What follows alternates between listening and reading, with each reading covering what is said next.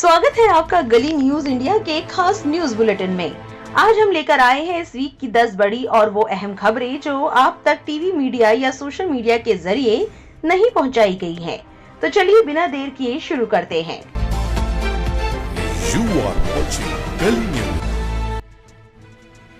Cease fire के लिए तैयार हुआ इजराइल, ट्रंप ने हमास से की ये खास अपील। अमेरिकी राष्ट्रपति डोनाल्ड ट्रंप ने गाजा में इमीडिएट सीज फायर कराने की बात की है। उन्होंने हमास से अपील की है कि मिडिल ईस्ट की भलाई के लिए हमास गाजा में 60 दिनों का सीज फायर स्वीकार करे। राष्ट्रपति ट्रंप ने इस बात को सोशल मीडिया प्लेटफॉर्म पर लिखा। दरअसल ईरान इजराइल जंग बंदी के बाद गाजा में सीज फायर डील होने की संभावना है। राष्ट्रपति ट्रंप ने मंगलवार 1 जुलाई को सोशल मीडिया पर एक पोस्ट में हमास से गाजा में सीज फायर स्वीकार करने की अपील की है। उन्होंने कहा कि इजराइल ने सीज फायर समझौते को अंतिम रूप देने पर सहमति जताई है। ट्रंप ने कहा कि जंग रोकने के लिए वो सभी पक्षों के साथ मिलकर काम करेंगे। राष्ट्रपति ट्रंप ने कहा कि सीज फायर के लिए मध्यस्थ कतर और मिस्र के प्रतिनिधि अंतिम प्रस्ताव पेश करेंगे। ट्रंप ने आखिर में कहा कि उन्हें उम्मीद है कि मिडिल ईस्ट की भलाई के लिए हमास इस समझौते को स्वीकार करेगा, क्योंकि ये जंग बेहतर नहीं होगा, ये केवल बदतर होगा। इससे पहले भी हमास और इजराइल के बीच सीज फायर हो चुका है, लेकिन इजराइल सीज फायर के दौरान हमला शुरू कर देता है, जिससे जंग दोबारा शुरू हो जाती है। इस साल जनवरी में हमास और इजराइल के बीच सीज फायर समझौता हुआ। ये समझौता जनवरी से मार्च तक चला था। इस दौरान दोनों तरफ से कैदियों और बंधकों को रिहा किया गया था। दोनों पक्षों के बीच 3 फेज का सीज फायर हुआ, जिसके बाद इजराइल ने समझौते का उल्लंघन करते हुए गाजा पर दोबारा से बमबारी शुरू कर दी। मुहर्रम के महीने में हिंदू नौजवान ने बताया, मौजूदा पीढ़ी को क्या सीखना चाहिए, क्यों बदला जाता है गिलाफे काबा, सोने चांदी से किया जाता है तैयार।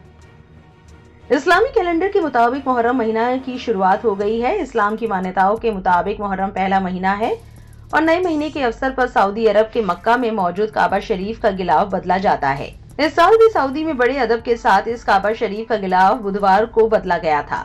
दरअसल मुहर्रम महीने के पहले दिन गिलाफे काबा को बदला जाता है, जिसमें कुछ कर्मचारी पुराने गिलाफ को हटाकर नए गिलाफ लगा देते हैं। इसमें ध्यान देने वाली बात यह है कि गिलाफ उतारने और लगाने दोनों का काम एक साथ होते हैं। इस काम को करने का एक अलग तरीका होता है। गिलाफे काबा की तैयारी बहुत ही बारीक और सम्मानजनक प्रक्रिया है, जो लगभग 11 महीने में पूरी होती है।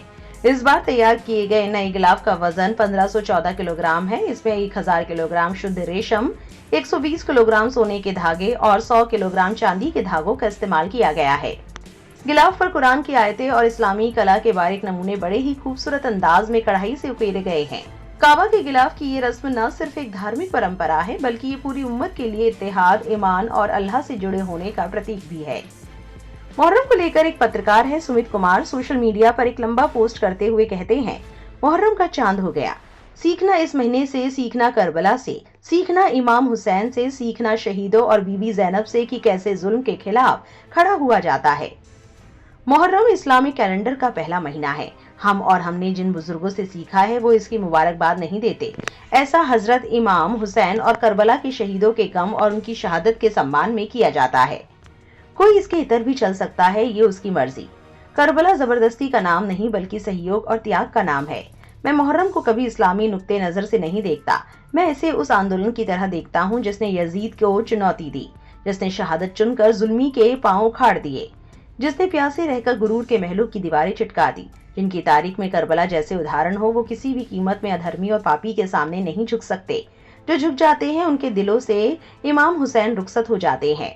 मुहर्रम में करबला की जंग और उसके बाद बीबी जैनब का करबला से निकलकर शहीदों को घर घर पहुंचाना दुनिया का पहला आंदोलन था, जिसे किसी औरत ने लीड किया था। उन्होंने अपनी आंखों देखी जुल्म की सियाह रातों को, तपती दोपहर को और खून से भीगी सुबह की सच्चाई दुनिया के सामने रखी। बच्चों की प्यासे गले में चुभे तीर के दर्द को बतलाया तो बुजुर्गों का जोश से लड़ते हुए शहीद होना बतलाया। रसूल के चश्मे चिरागों के सर नेजों पर चढ़े जब करबला से जीत की जंग में लाए जा रहे थे, तभी तय हो गया। तो जो आज जीत के घमंड में इतरा रहा है, असल में वही हार गया है। मुहर्रम ही है जो हमें बतलाता है कि मैदान में लाव लश्कर लेकर जीतने वाला ही नहीं जीतता है, बहुत बार उसूलों के लिए लड़ते हुए शहीद होने वाला जीतता है। मूल्यों के लिए दी गई शहादत ही असल जीत है। जब किसी का जुल्म तुम्हें डुबाने लग जाए, तुमसे अधर्म करने को कहे, तो तुरंत उसके खिलाफ खड़े होना। हर धर्म में ऐसे उदाहरण है। जुल्म के खिलाफ एक हो, बिना डरे बिना बहके हर अधर्म का मुकाबला करो, पाप के खिलाफ खड़े हो। मुहर्रम से सीखे ये महीना बहुत बड़ा सिलेबस है। इंसानी जात को बचाए रखने के लिए क्या कर गुजरना पड़ेगा, सारे चैप्टर इसमें मौजूद हैं। मुहर्रम और करबला को हमेशा याद रखिए, ये जिंदगी का सबक है। ये मुहर्रम की सीख ही है कि आज अमेरिका इजराइल जलील और ख्वार हुए हैं। वो समझते थे कि जालिम के सामने सब झुक जाएंगे, मगर जिनके दिलों में मुहर्रम का सबक पैबस्त है वो जालिम के सामने खड़े होने से घबराते नहीं। ये बात सारी दुनिया ने देख ली है। मुहर्रम हमारी जिंदगी का वही सबक है जो हमेशा सही रास्ते पर रखेगा। मुहर्रम से सीखिए, इसके सबक को जानिए, ये महीना ही हमारी पहचान है। नहीं रही कांटा लगा गाने से मशहूर हुई actress Shefali Jariwala, entertainment industry में छाई शोक की लहर। एक्ट्रेस और मॉडल शेफाली जरीवाला का 42 साल की उम्र में इंतकाल हो गया है। मीडिया रिपोर्ट्स के मुताबिक 27 जून की देर रात उन्हें कार्डियक अरेस्ट आया। पति पराग त्यागी उन्हें अस्पताल ले गए, जहां डॉक्टरों ने शेफाली को मृत घोषित कर दिया। आज तक की रिपोर्ट के मुताबिक शेफाली के निधन की पुष्टि होने के बाद उनके शव को पोस्टमार्टम के लिए कूपर अस्पताल भेज दिया गया। शेफाली जरीवाला का जन्म 15 दिसंबर 1982 को गुजरात के अहमदाबाद में हुआ था। उनके पिता सतीश जरीवाला और माता सुनीता जरीवाला हैं। शेफाली ने 2015 में एक्टर पराग त्यागी से शादी की थी। फिल्म क्रिटिक विक्की लालवानी ने इंस्टाग्राम पोस्ट करके शेफाली के निधन की पुष्टि की थी। उन्होंने लिखा था, शेफाली जरीवाला अब नहीं रही। मैं पुष्टि कर सकता हूं कि ये पोस्ट से करीब 45 मिनट पहले उन्हें बेलेव्यू मल्टी स्पेशलिटी अस्पताल में मृत अवस्था में लाया गया था। शेफाली को उनके पति और 3 और लोग अस्पताल ले गए थे। इस खबर की पुष्टि अस्पताल के रिसेप्शन स्टाफ ने की, जिन्होंने कहा शेफाली की मौत उनके लाए जाने से पहले ही हो चुकी थी। उनके पति और कुछ अन्य लोग शव के साथ थे। उनके निधन की खबर से एंटरटेनमेंट इंडस्ट्री और फैंस के बीच शोक की लहर छा गई है। मशहूर सिंगर मिका सिंह ने अपने इंस्टाग्राम अकाउंट पर शेफाली के निधन पर शोक जताया है। उन्होंने लिखा, मैं बहुत सदमे में हूँ, दुखी हूँ और मेरा दिल भारी है। हमारी प्यारी स्टार और मेरी सबसे प्यारी दोस्त शेफाली हमें छोड़कर चली गई है। अभी भी यकीन नहीं हो रहा है। गौरतलब है 2002 में रिलीज हुआ आइकॉनिक म्यूजिक वीडियो कांटा लगा। इस वीडियो में उनके डांस ने उन्हें रातों रात फेमस बना दिया। इस म्यूजिक वीडियो के फेमस हो जाने के बाद देश में रिमिक्स म्यूजिक के नए युग की शुरुआत हुई। ये गाना 1972 में आई फिल्म समाधि के मशहूर गाने कांटा लगा का रिक्रिएटेड वर्जन था। शेफाली बिग बॉस के सीजन 13 में कंटेस्टेंट के तौर पर शामिल हुई थी। उन्होंने पराग त्यागी के साथ dance reality show Nach Baliye के सीजन 5 और सीजन 7 में भी हिस्सा लिया था। इसके अलावा भी उन्होंने कई टीवी सीरियल और प्रोजेक्ट्स में काम किया था।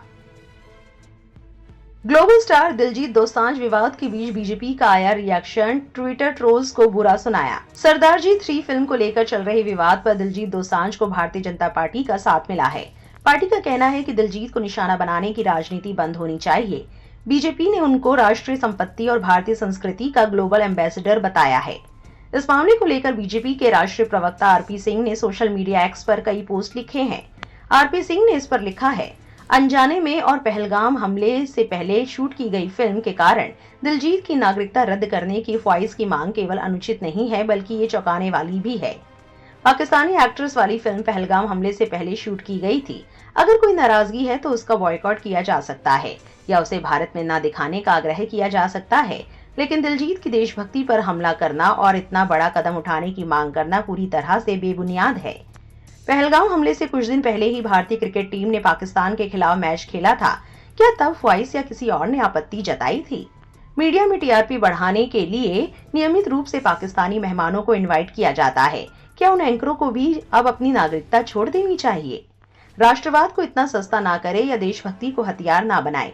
ख्वाहिश को अपने रुख पर दोबारा सोचना चाहिए। हमारी अपनी प्रतिभा को इस तरह निशाना बनाना हमारी नैतिक स्थिति को कमजोर करता है। इस खबर के बाद सोशल मीडिया पर दिलजीत दोसांझ को ट्रोल करने वाले अब खुद ही बुरी तरह ट्रोल हो रहे हैं। पेशे से पत्रकार मंदीप पुनिया अपने एक्स पोस्ट में लिखते हैं, दिलजीत की सरदार 3 फिल्म जबरदस्त हिट साबित होगी। आईटी सेल वाले कितना ही जोर लगा ले, बीजेपी के बड़े नेता दिलजीत के समर्थन में ही खड़े मिलेंगे। बल्कि आईटी सेल वाले दिलजीत, आमिर और शाहरुख की फिल्मों की फ्री में प्रमोशन करते हैं।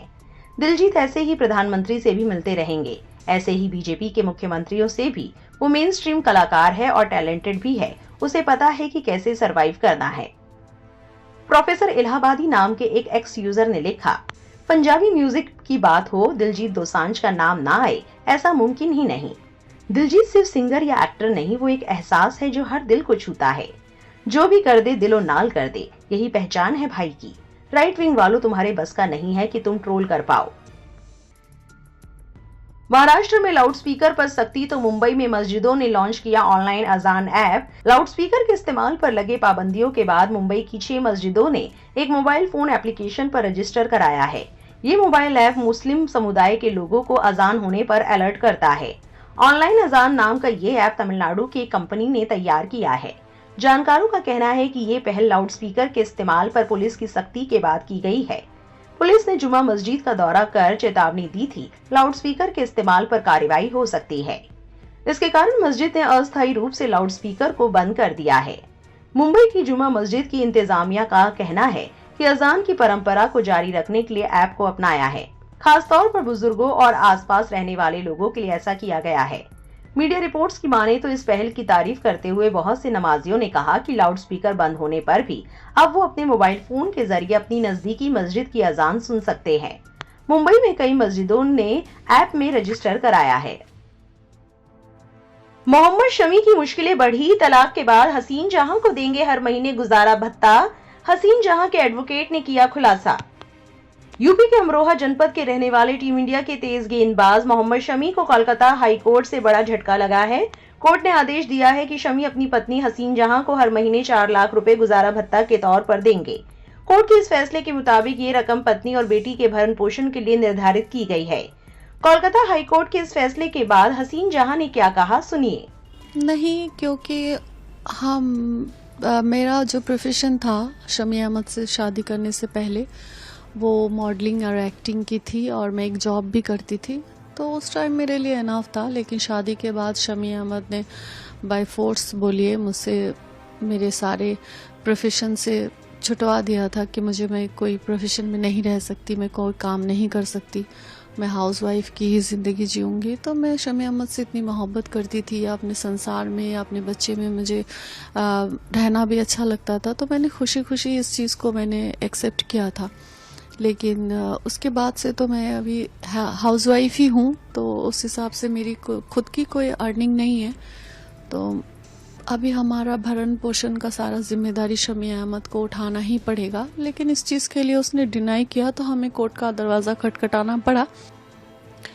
वो कोई इंसान भी नहीं चाहता कि किसी इंसान के साथ रिश्ता जो है इतना ख़राब हो जाए। लेकिन अगर जिस इंसान के साथ आप रिश्ता जोड़ रहे हैं वो इंसान ही अगर ख़राब हो, इंसान ही अगर क्रिमिनल हो, और क्रिमिनल के शक्ल में गंदे जहनियत के लोगों के चेहरे पे लिखा हुआ तो नहीं होता ना कि वो इंसान गंदा है, गलत है और क्रिमिनल है, वो इन फ्यूचर आपको बहुत बड़ी मुसीबत में गिराएगा, आपकी ज़िंदगी और आपके बच्चे की ज़िंदगी के साथ खिलवाड़ करेगा, उसका कैरेक्टर निहायत ही गंदा होगा, ये किसी के चेहरे पे नहीं लिखा होता है।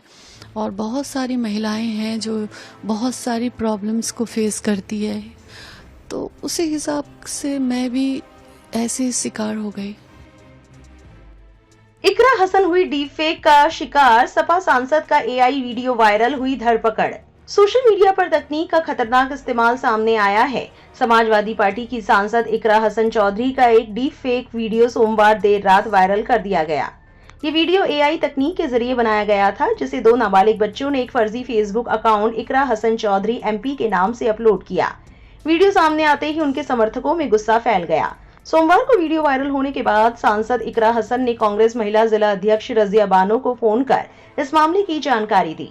इसके बाद रजिया बानो और सामाजिक संगठनों के लोग गांव आमका पहुंचे और दोनों युवकों को बुलाकर पूरे मामले की जांच की। पंचायत के दौरान दोनों युवकों ने स्वीकार किया कि उन्होंने एआई ऐप से वीडियो बनाकर वायरल किया। गांव के सामने उन्होंने कान पकड़कर माफी मांगी। परिवार वालों ने भी समाज से माफी मांगते हुए कहा कि ऐसा दोबारा नहीं होगा। रक्षा नाम की एक एक्स यूजर ने इस मामले पर चिंता जताई और लिखा, जब सांसदों के साथ इस तरह के अपराध हो रहे हो तो आम लड़कियों के फोटो वीडियो का कितना गलत इस्तेमाल होता होगा, ये समझने वाली बात है और ये गलत इस्तेमाल करने वाले लोग भी हमारे ही बीच में मौजूद हैं। अरहान नाम के एक बंदे ने इस मामले पर लिखा, आने वाले कुछ सालों तक एआई के उपयोग को लेकर कानून बनाने की आवश्यकता पड़ने वाली है। बिना नियंत्रण और कानून की चीजें काफी खराब हो सकती हैं। दावा किया जा रहा है कि कुछ दिन पहले सांसद की तरफ से पुलिस अधिकारियों को फर्जी अकाउंट्स की लिस्ट सौंपी गई थी, लेकिन लोगों का आरोप है कि अब तक कोई ठोस कार्रवाई नहीं हो सकी है। आपकी इस पर क्या राय है, कमेंट में लिखना ना भूलें। राष्ट्रपति डोनाल्ड ट्रंप की गिरफ्तारी वाली धमकी पर क्या बोले ज़ोहरान ममदानी। न्यूयॉर्क मेयर चुनाव को लेकर बड़ा अपडेट। न्यूयॉर्क मेयर पद के चुनाव में भारतीय मूल के उम्मीदवार ज़ोहरान ममदानी ने अमेरिकी राष्ट्रपति डोनाल्ड ट्रंप से डरने से इनकार कर दिया है। मेयर चुनाव में ज़ोहरान ममदानी डेमोक्रेटिक पार्टी के आधिकारिक उम्मीदवार बन गए हैं और लगातार सुर्खियों में है। ऐसे में उन्हें डराते हुए राष्ट्रपति ट्रंप ने कहा था कि यदि ममदानी ने अमेरिका के न्यूयॉर्क में सरकारी एजेंसी आईसीई को अपना काम करने से रोका तो उन्हें गिरफ्तार कर लिया जाएगा। आईसीई अमेरिका में घुसपैठियों को खोजने और देश से निकालने वाली एक एजेंसी है। ट्रंप की धमकियों के बाद ममदानी ने मंगलवार को एक बयान जारी कर कहा कि वो राष्ट्रपति की इस धमकी के आगे झुकेंगे नहीं। ममदानी ने कहा, अमेरिका के राष्ट्रपति ने मुझे गिरफ्तार करने, मेरी नागरिकता छीनने, हिरासत में शिविर में डालने और डिपोर्ट करने की धमकी दी है। इसलिए नहीं कि मैंने कोई कानून तोड़ा है, बल्कि इसलिए कि मैं आईसीई को हमारे शहर को आतंकित करने से मना कर दूंगा। उनका बयान न केवल हमारे लोकतंत्र पर हमला है, बल्कि हर उस न्यूयॉर्क वासी को एक संदेश भेजने का प्रयास है जो अंधेरे में छिपने से इनकार करते हैं। यदि आप आवाज उठाएंगे तो वे आपको निशाना बनाएंगे। मालूम हो 33 वर्षीय ज़ोहरान ममदानी भारतीय अमेरिकी राजनेता और प्रसिद्ध फिल्म निर्माता मीरा नायर के बेटे हैं।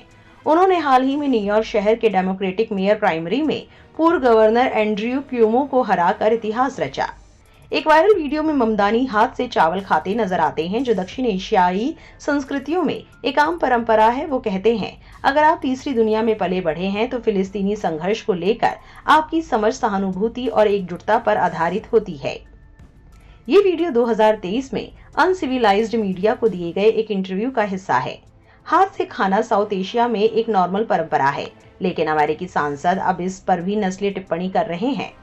टेक्सास के रिपब्लिकन सांसद ब्रेंडन गिल ने सोशल मीडिया प्लेटफॉर्म एक्स पर लिखा, अमेरिका में सभी लोग इस तरह खाना नहीं खाते। अगर आप पश्चिमी तौर तरीके नहीं अपना सकते तो अपनी तीसरी दुनिया में वापस चले जाइए। इस टिप्पणी के बाद सोशल मीडिया पर आक्रोश की लहर दौड़ गई, खासकर तब जब कई यूजर्स ने ये खुलासा किया कि ब्रेंडन गिल की पत्नी डेनियल डिसूजा भी भारतीय मूल की हैं और उनके पिता दिनेश डिसूजा हैं। लोगों ने उनके ससुर की पुरानी तस्वीरें शेयर की, जिनमें वो खुद हाथ से खाना खाते नजर आ रहे हैं। ज़ोहरान ममदानी ने जब से न्यूयॉर्क सिटी के मेयर के लिए डेमोक्रेटिक पार्टी की प्राइमरी जीती है, तब से उन पर इस्लामोफोबिक हमले और बढ़ गए हैं। ज़ोहरान ममदानी की मुस्लिम पहचान पर यूएस कांग्रेस के मौजूदा सदस्य तंज कस रहे हैं। ममदानी पर जिस तरह से खुलेआम नस्ली हमले हो रहे हैं, उसे कई लोग अमेरिकी राजनीति में ऐसे हमले सामान्य होने की तरह भी देख रहे हैं। आपको बता दें, नवंबर में होने जा रहे मेयर चुनाव को लेकर तमाम सर्वे में ममदानी वर्तमान मेयर एरिक एडम्स और रिपब्लिकन उम्मीदवार कर्टिस स्लीवा से आगे दिख रहे हैं। कहा जा रहा है कि 56% वोट ज़ोहरानी के पक्ष में है। तुर्की में मैगजीन पर पैगंबर मोहम्मद साहब का कार्टून बनाने का आरोप, एर्दोगान ले रहे हैं सख्त एक्शन। तुर्की पुलिस ने मंगलवार को एक सटायर मैगजीन के 3 और कर्मचारियों को हिरासत में ले लिया। अब तक कुल 4 लोगों को उस कार्टून के मामले में पकड़ा गया है, जिसमें कथित रूप से पैगंबर मोहम्मद साहब को दिखाया गया था। ये कार्टून लेमन नाम की मैगजीन में छपा था।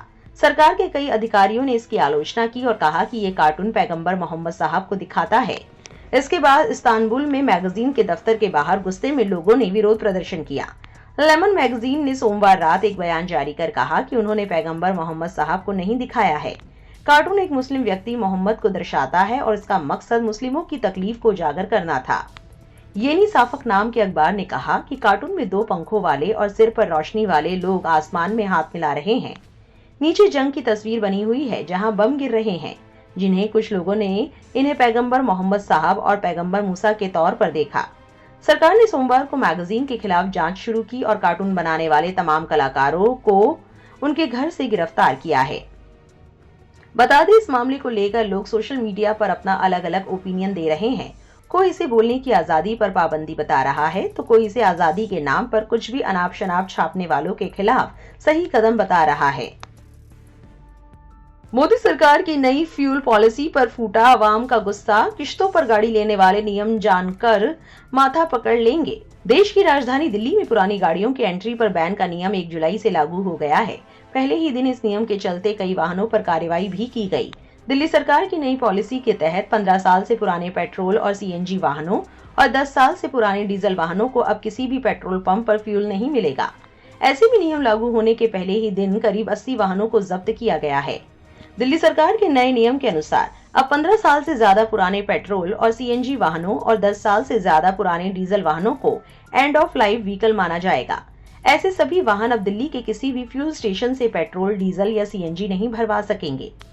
इन पुराने वाहनों की पहचान के लिए राजधानी के सभी पेट्रोल पंपों पर ANPR सिस्टम लगाया गया है, जो नंबर प्लेट को स्कैन करके पता लगाएगा कि गाड़ी कितनी पुरानी है। यदि कोई वाहन तय समय सीमा से ज्यादा पुराना पाया गया तो फ्यूल स्टेशन का अटेंडेंट उसे फ्यूल देने से मना कर देगा। इस नियम को जानने के बाद एक भाजपा समर्थक एक्स यूजर ने इस मामले पर रिएक्ट करते हुए पोस्ट के माध्यम से कहा, मेरे पेरेंट्स की गाड़ी 15 साल पुरानी है और मात्र 20 किलोमीटर ही चली है। कंडीशन बिल्कुल नई जैसी है, इंजन जबरदस्त और PUC परफेक्ट है, लेकिन सरकार की फिजूल पॉलिसी के तहत इसे भी स्क्रैप कर दिया जाएगा। 30 से 40 तक टैक्स वसूलने के बाद अब वो पेट्रोल पंप पर आपकी गाड़ियों को भी सीज करेंगे। मिडिल क्लास को ये लोग हमेशा लोन के झमेलों में फंसा कर रखना चाहते हैं। कॉमेडियन कुणाल कामरा ने तंज के रूप में लिखा, बेहतर एयर क्वालिटी के लिए दिल्ली सरकार चाहती है कि आप गुड़गांव, नोएडा, गाजियाबाद, फरीदाबाद में जाकर अपनी पुरानी गाड़ियों में तेल डलवाओ। राइट विंग से जुड़े अजीत भारती अपने पोस्ट के माध्यम से कहते हैं, आज सरकार गाड़ियों की आयु तय कर रही है, कल आपके घर में फ्रिज, AC और कंप्यूटर की आयु तय करेंगे। सब बिके हुए लोग हैं जो अकारण ही विज्ञान और शोध का हवाला देकर गाड़ी का प्रदूषण चेक करके कार्य करने की जगह कार की आयु तय कर रहे हैं। सड़क और पुल की आयु चेक नहीं करते, जो बनते ही छेद हो जा रही है। बिजली 10 बार कटेगी दिन में ताकि इन्वर्टर और बैटरी वालों का उद्योग बढ़ता रहे। कुछ दिन में सरकार लोगों को फांसी ना देने लगे कि आप औसत आयु से अधिक दिन जीवित रहकर संसाधनों पर दबाव उत्पन्न कर रहे हैं। बहुत से लोगों का मानना है कि इस नियम के बाद इसका असर सीधे मिडिल क्लास फैमिलीज पर पड़ेगा। 10 साल बाद ही नई कार लेना सबके बस की बात नहीं और साथ ही फ्यूल अब ब्लैक में बिकेगा, सो अलग। 1 जुलाई से लागू हुए पुरानी गाड़ियों की एंट्री पर बैन के इस नियम पर आपकी क्या राय है, कमेंट में जरूर लिखें। और ये थी इस हफ्ते की अहम टॉप 10 खबरें। अगली बुलेटिन रिपोर्ट में फिर मिलेंगे, तब तक खुश रहे, सुरक्षित रहे और कमेंट करके हमें जरूर बताएं कि क्या आपने इस बुलेटिन रिपोर्ट को अपने ग्रुप में शेयर किया।